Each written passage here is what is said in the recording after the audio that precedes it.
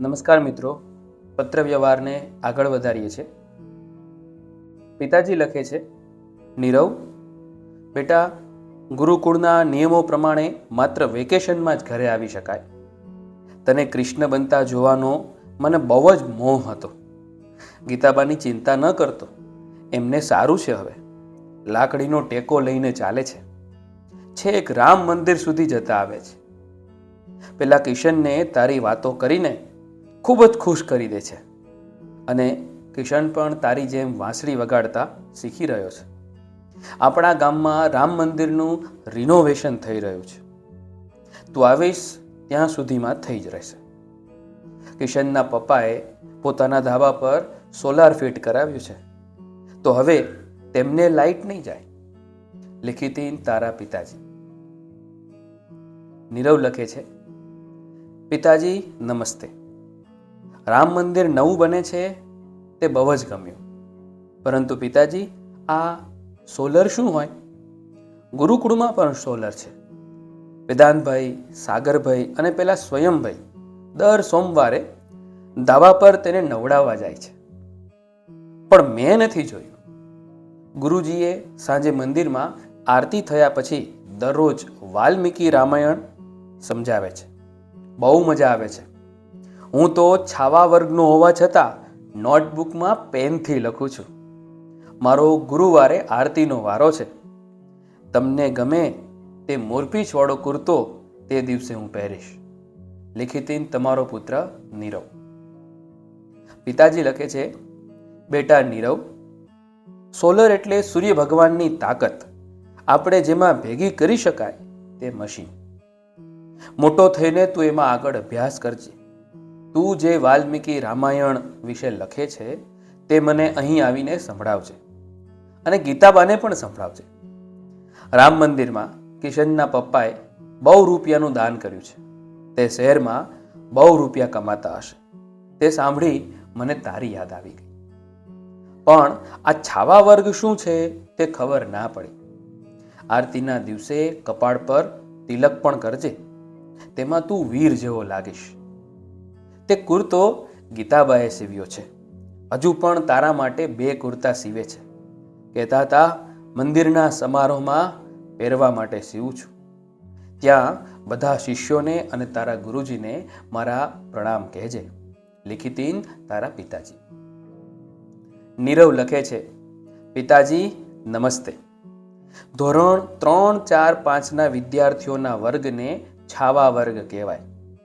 ગુરુકુળમાં કોઈ ધોરણ હોતું નથી, માત્ર વર્ગો છે.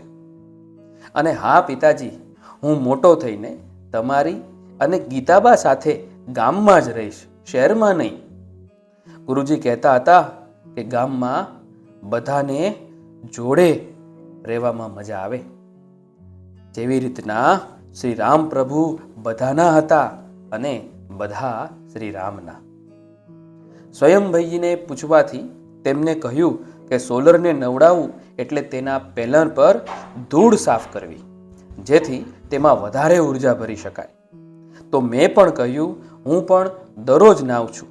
મારામાં પણ સૂર્ય ભગવાન વધારે ઉર્જા ભરશે. તો વેદાંતભાઈ કે વધારે ઉર્જા ભરી શકાય તેવા સોલર પેનલ જેવા બનવા માટે વધારે 10 સૂર્ય નમસ્કાર કરવા પડે. તો હવેથી મેં કુલ 28 સૂર્ય નમસ્કાર કરવાનું શરૂ કર્યું છે. અહીં ગુરુકુળમાં બહુ સારા ભાઈઓ છે. પિતાજી, મંદિરના સમારોહમાં હું બધા ગુરુકુળના શિષ્યોને અને ગુરુજીઓને આપણા ગામડે લાવું. તમને, ગીતાબાને, કિશનને અહીં બધાને મળીને ખુશ થઈ જશે બધા. પિતાજી, કેવું નહીં? બધા એકબીજાને મળે તો બધાને આનંદ મળે અને બધાને શ્રી રામ મળે. લિખિતીન તમારો પુત્ર નીરવ. પિતાજી લખે છે, બેટા નીરવ, ગીતાબાને શહેરમાં દવાખાને લઈ ગયા છે. બહુ તાવ રહ્યા કરતો હતો. હું કાલે જ પ્રસાદી લઈને દવાખાને ગયો હતો.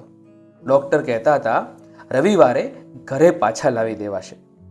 દવાખાને જતાં મને સમજાયું કે સૂર્ય ભગવાનની ઉર્જા લેવાથી કોઈ રોગ ન થાય. મેં પણ 10 સૂર્ય નમસ્કાર કરવાનું શરૂ કર્યું છે અને તે પણ મંદિરના ઓટલા પર. હા બેટા, સમારોહમાં બધાને લાવજે. હું પણ તારા ગુરુજીને પત્ર લખીને નિમંત્રણ આપીશ. મેં એકાદશી સુધી પગમાં ચપ્પલ ન પહેરવાની બાધા ગીતાબા માટે લીધી છે અને એકાદશીના દિવસે મંદિરના રિનોવેશનમાં કામ કરવા માટે જઈશ. ઉનાળો શરૂ થવાનો છે અને આપણા કૂવામાં નવું પાણી ફૂટ્યું છે. ઘરમાં બધાની અવર જવર જોઈ ખૂબ આનંદ આવે છે. બધા આવે તો આનંદ તો આવે જ ને. કૂવામાંથી પાણી બહાર કાઢતા વખતે હર કોઈ તારા વિશે પૂછે છે. ત્યારે તારી મમ્મી જેમ કહેતી તેમ જ જવાબ આપું કે નીરવ તો શાંત છે અને શાંતિ પામે છે. પાણી આવવાથી મેં પણ ફળિયામાં સરગવો વાવી દીધો છે. એકાદશીએ ડેલી પાસે હરડે અને શેતુર વાવીશ. લિખિતીન તારા પિતાજી. નીરવ લખે છે, પિતાજી નમસ્તે. વાનરના જવાબમાં જ્યારે પ્રભુ શ્રી રામ તેમને બેટા કહે તેમ તમે બેટા કહો છો, ત્યારે વાલ્મીકી રામાયણના સમયે તમારી યાદ આવે છે અને એક ક્ષણે તો ગુરુજી મને પૂછી લે છે, કેમ ખોવાઈ ગયો? પિતાજી, આ હનુમાનજી જડીબુટી લાવ્યા તેમ આપણા ગામમાં કોઈ વૈદ્યરાજ નથી જે ગીતાબાનના તાવને ભગાડી દે? ગુરુજી કહેતા કે હૃદયભાઈને તાવ આવ્યો હતો ત્યારે સુદર્શન ગણવટી આપી હતી. ગુરુજી પણ વૈદ્યરાજ છે. તે ગાતા હતા, ગિલોયની સૂકી છાલ, તાવ ભાઈ તું ચાલતો ચાલ. સરગવાના વૃક્ષની બાજુમાં ગિલોય વાવી શકાય તો વાવજો ને. આજ સવારે શેતુર ખાધા બધાએ. ખાતા ખાતા ગુરુજીએ સોલર કુકર બનાવવાની રીત અને તેના ફાયદા સમજાવ્યા. કાલથી અમે સોલર કુકર બનાવવાની શરૂઆત કરીશું. બહુ મજા પડશે. પિતાજી, અમે બધા હવે દરરોજ તિલક કરીએ છીએ અને એ પણ ગુરુજીના તિલક જેવું છે. શિષ્યો અને ગુરુજીઓ તરફથી આપણા રામ મંદિર માટે મોટો શંખ લીધો છે. તેની પૂજા આજે કરી. તેમાં પણ તમારો ફેવરિટ કુર્તો પહેર્યો. અને હા, મારો વાટકો મળી ગયો છે. મેં રંગ પૂરવા પાણી તેમાં ભર્યું હતું તો તે ત્યાં જ રહી ગયો હતો. કુએ પાણી ભરતા તમામને મારી યાદ આપજો. લિખિતીન તમારો પુત્ર નીરવ.